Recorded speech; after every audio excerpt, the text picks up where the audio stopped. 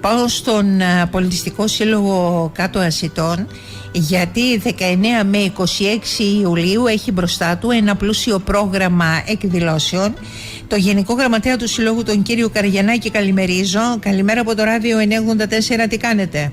Καλημέρα κύριε Δουλιαράκη, καλά είμαστε εσείς, ευχαριστούμε πολύ για την πρόσκληση. Καλά να είστε. Φαίνεται ότι έχετε αρκετά μπροστά σας. Έχετε προγραμματίσει αρκετά ως πολιτιστικός σύλλογος για τις Ασίτες 2026. Νομίζω ότι είναι η ώρα να ενημερώσετε τον κόσμο. Έχουμε τις εκδηλώσεις μας εμείς φέτος, όπως κάθε χρόνο, με αφορμή την πολιούχο μας Αγία Παρασκευή, την προστάτηδα του χωριού μας. Και όπως κάθε χρόνο τιμούμε την προστάτηδα και κάνουμε τις εκδηλώσεις μας και εξάγουμε τον πολιτισμό μας.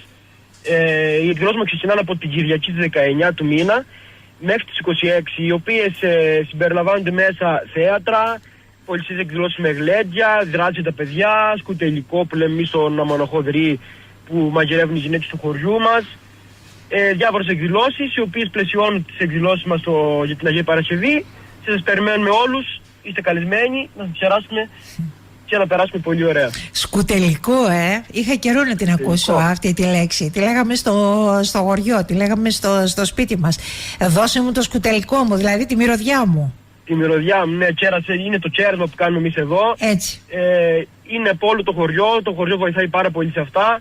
Μαζευόμαστε όλοι μαζί, κάνουμε την παρέα μας, κουβεντιάζουμε και έτσι είναι μια όμορφη βραδιά το σκουτελικό.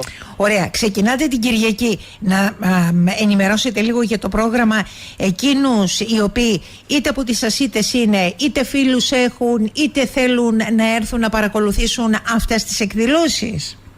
Ναι, λοιπόν, την Κυριακή ξεκινάμε με το θέατρο που είναι η ομάδα του χωριού μας εδώ του Πνευματικού Κέντρου, της Ενορίας των Κάτω Ασιτών, που είναι ο Μπακαλόγατος.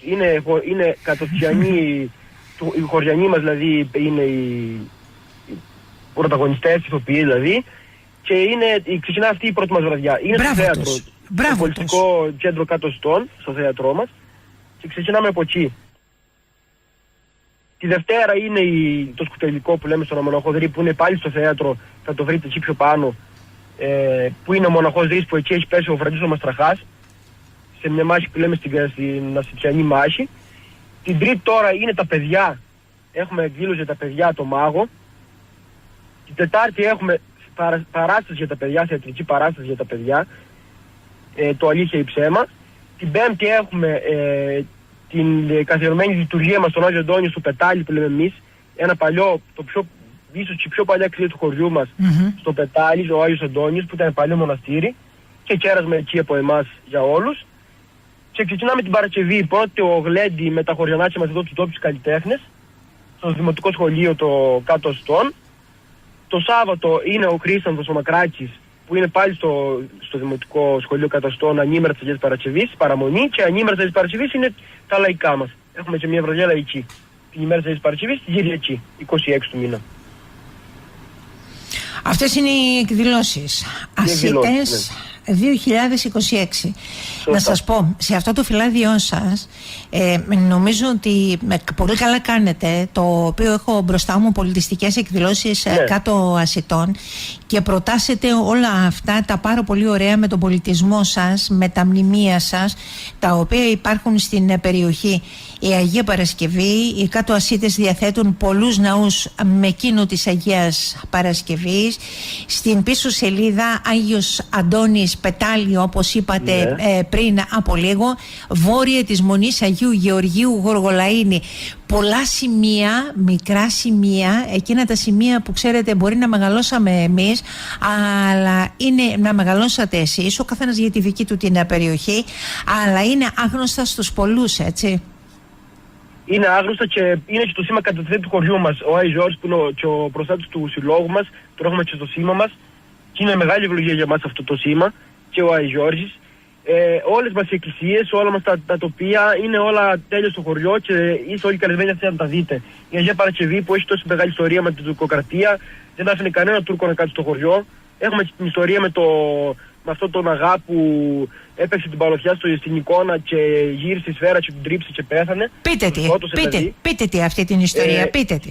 Στην εποχή της τουρκοκρατίας, κανένας Τούρκος δεν έμενε στο χωριό μας κάτω Ασίτες. Η Αγία Παρασκευή τους κυνηγούσε όλους. Και είχαν όλοι οι Τούρκοι μίσου με την Αγία Παρασκευή, δεν άφηνε κανένα να μείνει στο χωριό. Τότε λοιπόν ένας Τούρκος που είχε νευριάσει πάρα πολύ, δηλαδή δεν τους άφηνε να βλέπανε μια μαυροφόρηση και τους κυνηγούσε. Και είχαν ακούσει ότι είναι η Αγία Παρασκευή, η δικιά μας Αγία Παρασκευή. Ερχόμενος λοιπόν στο ναό της, στην εκκλησία της, μπήκε μέσα και της σήκωσε τον πιστόλι να της πει και καλά, ποια είσαι εσύ που θα πολεμάσεις εμάς τους Τούρκους να φύγουμε από το χωριό. Όπως λοιπόν της σήκωσε τον πιστόλι και έπαιξε την παλωθιά που λέμε εμείς, του γύρισε η σφαίρα πίσω και τον σκότωσε. Υπάρχει λοιπόν ακόμα η σφαίρα στην εικόνα της Παρασκευής στην εκκλησία μας, άμα έρθετε, στο κάτω από το καμπαναριό είναι η εικόνα πέτρινη και φαίνεται ακόμα η σφαίρα που έχει χτυπήσει εκεί. Μάλιστα. Και υπάρχει βέβαια και μια παράδοση που την αναφέρεται σε ό,τι έχει να κάνει με το χτίσιμο του ναού, έτσι, ναι, με εξαιρετική λιθοδομία.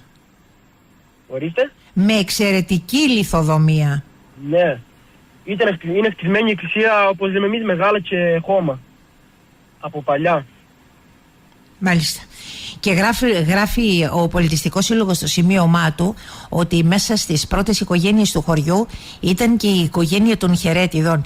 Ήταν δύο αδερφές ανήπαντρες, ίσως ήταν και καλόγριες.